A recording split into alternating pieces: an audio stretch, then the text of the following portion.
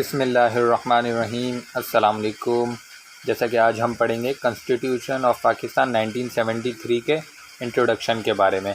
तो आज हम इस वीडियो में सीखेंगे, मालूमात हासिल करेंगे कि पाकिस्तान का जो 1973 का थर्ड कॉन्स्टिट्यूशन है, इसके मेन फ़ीचर्स क्या हैं। तो सबसे पहले हम इसको रीड करते हैं। The present constitution of Pakistan is the third constitution of the country which was drafted and passed by the National Assembly of Pakistan on April 10, 1973.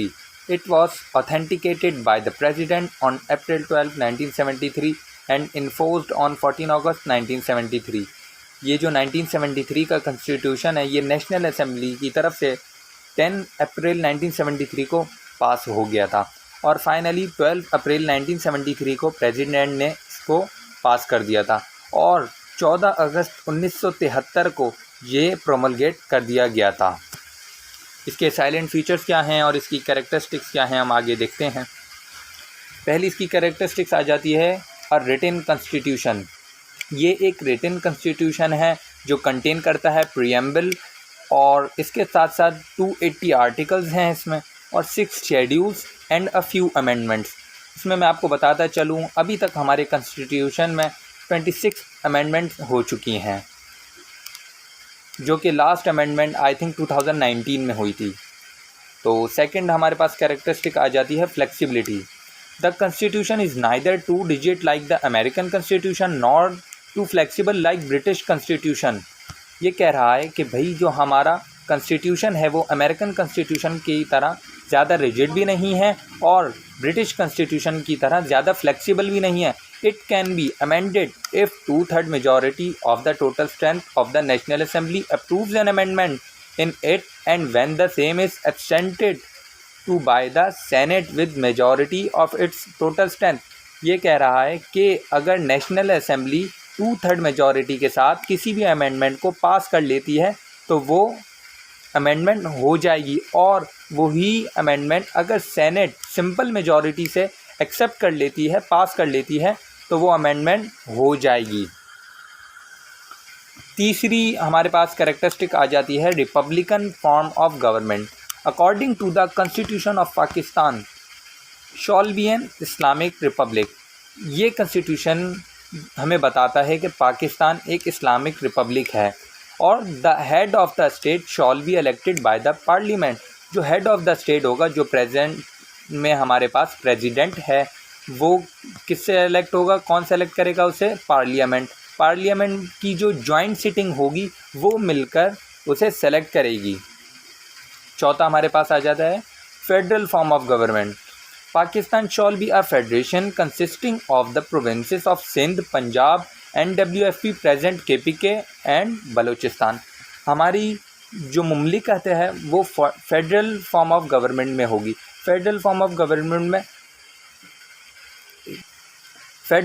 Government में मुमलिकत अपनी पावर, अपनी जो छोटी स्टेट्स हैं उनको प्रोवाइड कर देता है कि वो अपने मामलात खुद देख सकें। पांचवा हमारे पास आ जाता है parliamentary form of government. The constitution provides parliamentary form of government both at the centre and in the provinces. Both the Prime Minister and Chief Ministers are held responsible to the national and provincial assemblies respectively। हमारे पास parliamentary form of government है। Power centre के पास भी मौजूद है और provinces के पास भी मौजूद है। प्राइम मिनिस्टर सेंटर को देखता है और चीफ मिनिस्टर्स अपने अपने प्रोविंसेस को देखते हैं और अपनी अपनी असेंबलीज़ को ये दोनों जवाबदाह होते हैं। छठा हमारे पास आ जाता है बाईकैमरल लेजिस्लेचर। बाईकैमरल लेजिस्लेचर में क्या होता है कि 2 हाउसेस होते हैं।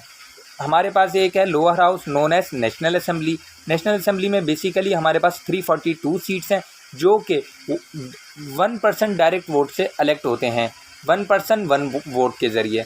और जो अपर हाउस है सेनेट, उसमें जो मेंबर्स आते हैं सेनेटर्स, वो प्रोविंशियल असेंबली से सिंगल ट्रांसफरेबल वोट से सेलेक्ट होकर आते हैं। सातवां हमारे पास आ जाते हैं fundamental rights. The constitution grants and protect fundamental rights of the citizens of Pakistan. They include right to life, property, profession, liberty of thoughts, religion, equality of citizens. ये कॉन्स्टिट्यूशन हमें हमारे फंडामेंटल राइट्स प्रोवाइड करता है, जैसे कि हमारा रहने का हक, प्रॉपर्टी का हक, अपनी आज़ादी से प्रोफेशन सेलेक्ट करने का हक, ख्यालात अपने अपने अलग ख्यालात रखने का हक, अपना रिलीजन खुद सेलेक्ट करने का हक और बराबरी का हक हमें ये कानून प्रोवाइड करता है। Number 8, Pakistan to be a welfare state. Pakistan एक वेलफेयर स्टेट है इस कॉन्स्टिट्यूशन के मुताबिक। इलिटरेसी, जहालत को हमें दूर करना है।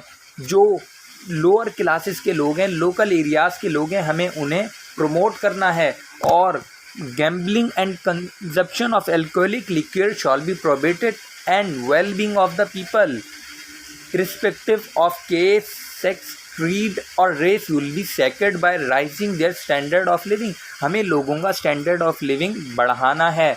और अगर कोई बंदा परमानेंटली या टेम्पररी तौर पर लिवलीहुड नहीं कर पा रहा अपना, तो हुकूमत की ज़िम्मेदारी है, गवर्नमेंट की रिस्पॉन्सिबिलिटी है कि वो उसे basic food, housing, clothing, education और मेडिकल रिलीफ प्रोवाइड करें। 9वां और आखिरी हमारे पास आ जाता है सबसे main, independence of judiciary. Although the members of the judiciary are appointed by the president, yet the power to remove them from their offices have not been given to him for ensuring independence of judiciary. The judges can be removed by president only when the Supreme Judicial Council of Pakistan advises him. इसमें क्या है, judiciary को इस constitution के मुताबिक 1973 के constitution के मुताबिक आज़ाद रखा गया है, जबकि प्रेसिडेंट जो मेंबर्स हैं जुडिशरी के वो सेलेक्ट करता है, लेकिन उनको उनके ऑफिस से रिमूव करने के लिए उसे सुप्रीम जुडिशल काउंसिल की राय की ज़रूरत है। जब तक वो नहीं कहेंगे तो वो उन्हें रिमूव नहीं कर सकता। Thank you. I will make videos on constitution article wise for study in detail. Keep active and subscribe the channel. अगर आपको वीडियो अच्छी लगे तो सब्सक्राइब लाजमी कीजिएगा। जज़ाकल्लाह।